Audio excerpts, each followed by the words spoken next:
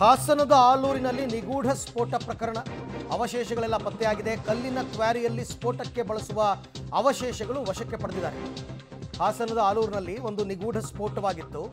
ಆ ಪ್ರಕರಣದಲ್ಲಿ ದುರಂತ ನಡೆದ ಸ್ಥಳದಲ್ಲಿ ಸ್ಫೋಟಕ ಅವಶೇಷಗಳು ಪತ್ತೆಯಾಗಿದೆ. ಅಂದರೆ ಈ ಕಲ್ಲಿನ ಕ್ವಾರಿಯಲ್ಲಿ ಬಂಡೆಗಳನ್ನ ಸಿಡಿಸೋದಕ್ಕೆ ಡೈನಮೈಟ್ಸ್ ಅದು ಇದು ಬಳಸ್ತಾರಲ್ಲ, ಜಿಲಿಟಿನ್ ಕಡ್ಡಿಗಳು, ಅವೆಲ್ಲವೂ ಕೂಡ ಪತ್ತೆಯಾಗಿದೆ ಅನ್ನುವಂತಹ ಮಾಹಿತಿ ಈಗ ಸದ್ಯಕ್ಕೆ ಲಭ್ಯವಾಗ್ತಾ ಇದೆ.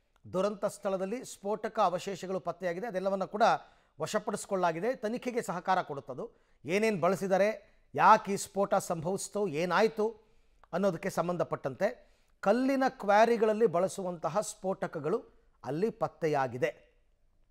ಹಾಸನದ ಆಲೂರಿನಲ್ಲಿ ಸಂಭವಿಸಿದಂತಹ ನಿಗೂಢ ಸ್ಫೋಟ ಪ್ರಕರಣದಲ್ಲಿ ತನಿಖೆಗಿಳಿದಿರತಕ್ಕಂಥ ಪೊಲೀಸರು ಹಲವಾರು ಸಾಕ್ಷಿಗಳನ್ನು ಈಗ ಸದ್ಯಕ್ಕೆ ಕಲೆ ಹಾಕಿದ್ದಾರೆ.